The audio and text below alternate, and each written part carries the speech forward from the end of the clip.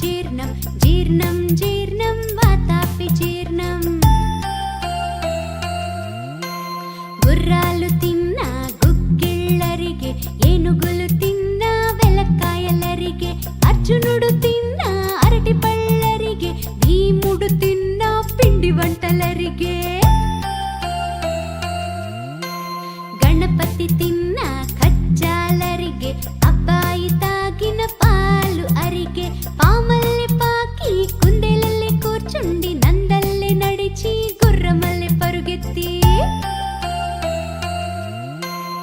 ఏనుగంత సత్తు